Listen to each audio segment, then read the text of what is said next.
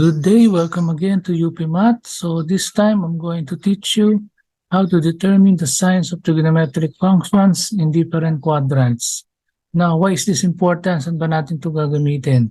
Well, we will be using this together with the concept of reference angle na nagawa na natin ng video in our next video entitled Evaluating Trigonometric Functions Without Using Calculator.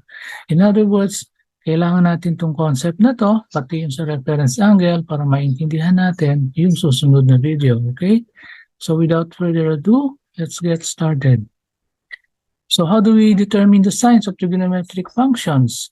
So we start by recalling our rectangular coordinate system, no? So our coordinate system consists of 4 quadrants, no? We have quadrant 1, quadrant 2, quadrant 3, and quadrant 4. Now, our x-coordinates are positive dito sa right at negative dito sa left, no? On the other hand, sa y naman, positive tayo sa taas, negative tayo sa baba.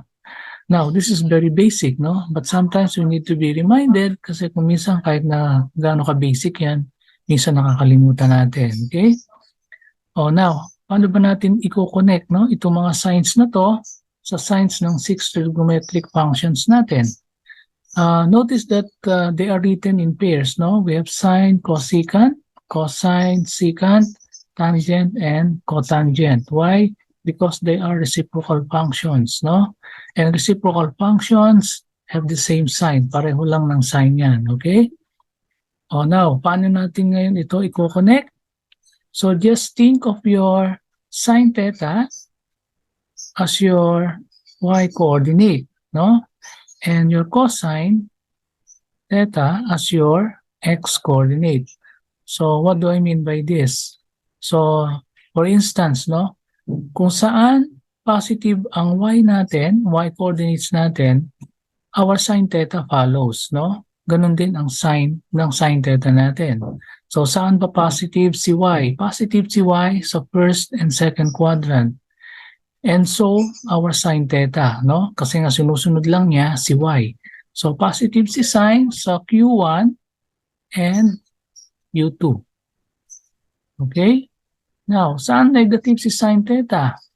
Well, negative ang y natin sa third and fourth quadrant. And therefore, sine theta is also negative in the third and fourth quadrant. So, ganun lang yon, ano? Sunod-sunuran lang siya. Okay?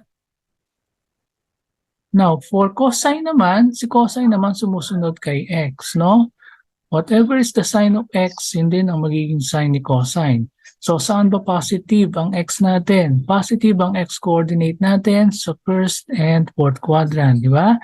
And therefore, cosine is positive in the first and in the fourth quadrant.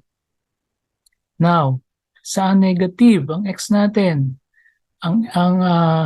Ang x natin ay negative in the second and in the third quadrant. And therefore, cosine is negative in those quadrants, no? So, we have Q2 and Q3. So, yun na. Ganun lang kasimple, no? Sumusunod lang si cosine kay x, sumusunod lang si sine kay y. Okay? Now, let's go to tangent and cotangent. Now, in case you still don't know, tangent theta is equal to sine theta over cosine theta. This is one of our fundamental identities, no? So if tangent is sine over cosine, then it follows that is equal to y over x, di ba? So, what is the sign of tangent theta? So the sign of tangent theta will be dictated by the quotient rule, no?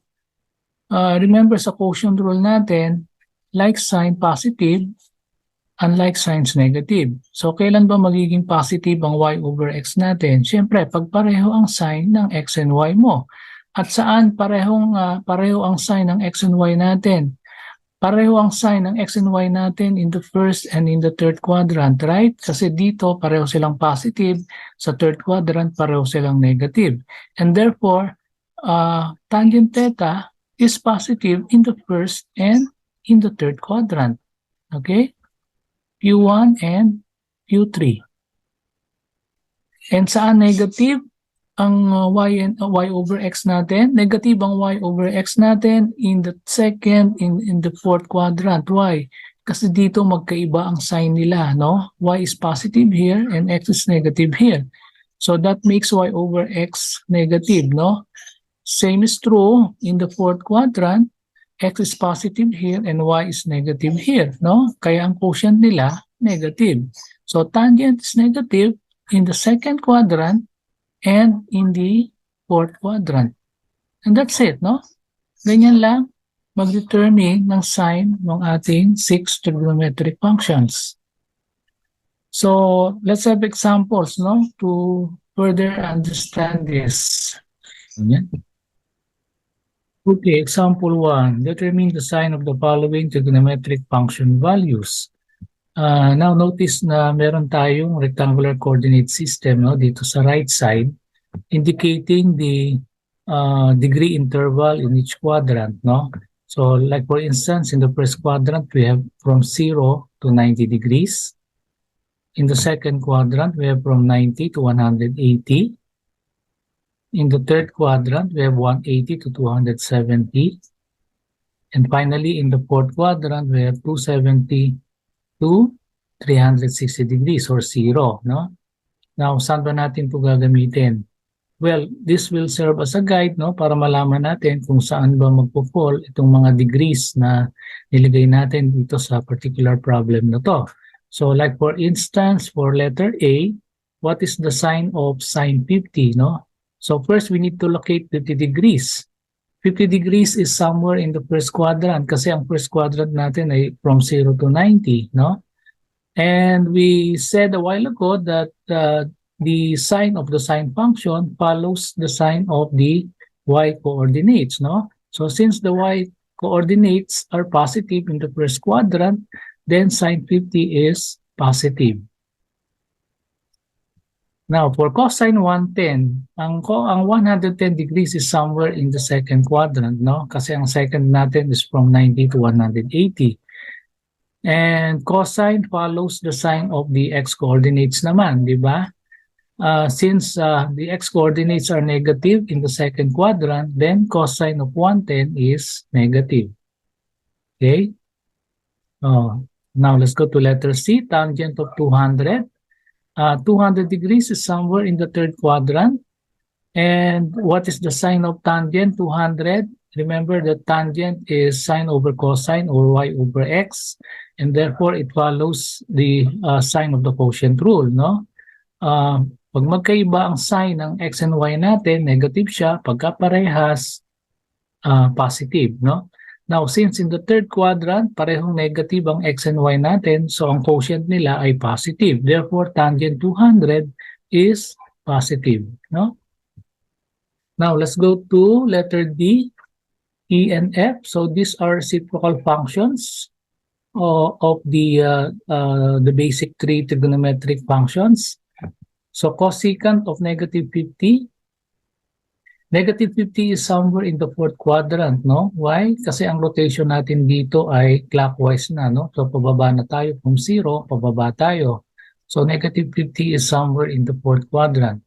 Now, since sine and cosecant have the same sign, kasi reciprocal function sila, so cosecant function also follows the sign of the y coordinates.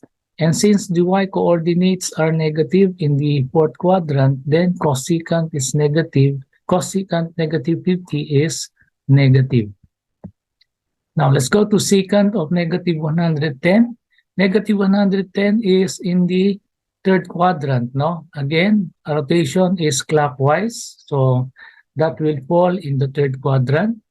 So, since cosine and secant have the same sign, dahil reciprocal function sila, then secant function also follows the sign of the x-coordinates. And since the x-coordinates are negative in the third quadrant, then secant negative 110 is negative. And finally, cotangent of negative 200, we know that negative 200 will fall in the second quadrant, no? And since tangent and cotangent have the same sign, dahil reciprocal function sila, then pag magkaiba ang sign ng x and y natin, negative siya at pag parehas, positive. Now, in the second quadrant, y is positive and x is negative. Therefore, cotangent negative 200 is negative. And that's it, no? Okay, let's take a look at example number 2. Identify the quadrant given the following conditions. Cosine theta is less than 0 and tangent theta is greater than 0. Now, when you say less than 0, it means negative. And when you say greater than 0, it means positive, di ba? Now, paano natin gagawin to?